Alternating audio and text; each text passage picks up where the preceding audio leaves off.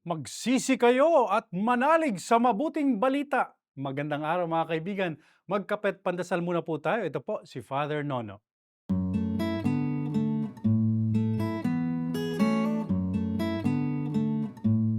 Yan po ang paulit-ulit nating maririnig ngayong araw na ito dahil ngayon po ay Miyerkules de Abo, Ash Wednesday, tanda ng simula ng panahon ng Kwaresma.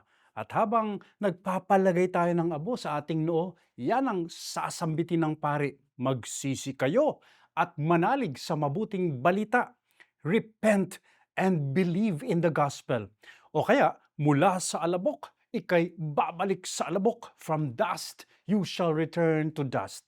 Saganang akin po, napapanahon yung panawagan ng pagsisisi ngayong Kwaresma.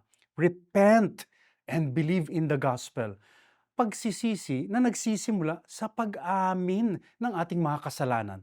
Kung mapapansin daw po kasi natin, sa ating panahon ngayon, parang wala lang gustong umamin ng kasalanan. Dalawang bagay. Una, we deflect it. Tinatanggi natin, laging iba ang may kasalanan. Si Adan, halimbawa, ang sinisi, si Eva, na ang sinisi naman ay yung ahas. Ikalawa, we rationalize or explain it away. Lagi tayong may paliwanag.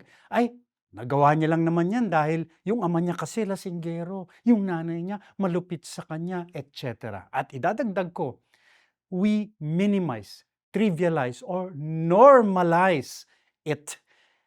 Lahat naman ginagawa yan naman ang kalakaran, ang sistema, ang uso. Wala dapat palusot dahil ang masama ay masama. Ano pa man ang ating dahilan. Ang masama, ang kasalanan ay nakakasakit at nakasusugat kaya't kailangang pagsisihan.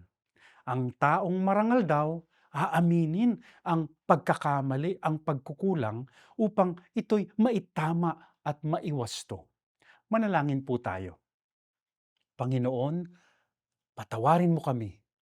Alam namin ang aming mga pinagagawa.